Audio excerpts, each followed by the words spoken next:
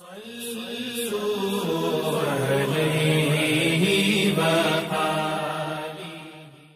اللہ الرحمن الرحیم۔ صحیح بخاری حدیث نمبر 682۔ حمزہ بن عبداللہ نے اپنے باپ عبداللہ بن عمر رضی اللہ تعالیٰ عنہ سے خبر دی کہ جب رسول کریم صلی اللہ علیہ وسلم کی بیماری شدت اختیار کر گئی اور آپ سے نماز کے لیے کہا گیا تو آپ نے فرمایا کہ ابو بکر سے کہو کہ وہ نماز پڑھائیں۔ عائشہ رضی اللہ تعالیٰ عنہ نے عرض کیا کہ ابو بکر کچے دل کے آدمی ہیں، جب وہ قرآن مجید پڑھتے ہیں تو بہت رونے لگتے ہیں، لیکن آپ نے فرمایا کہ انہی سے کہو کہ نماز پڑھائیں۔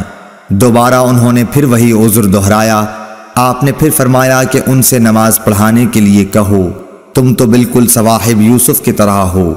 اس حدیث کی مطابقت محمد بن ولید زبیدی اور زہری کے بھتیجے اور اسحاق بن یحییٰ کلبی نے زہری سے کی ہے، اور عقیل اور معمر نے زہری سے، انہوں نے حمزہ بن عبداللہ بن عمر سے، انہوں نے نبی کریم صلی اللہ علیہ وسلم سے۔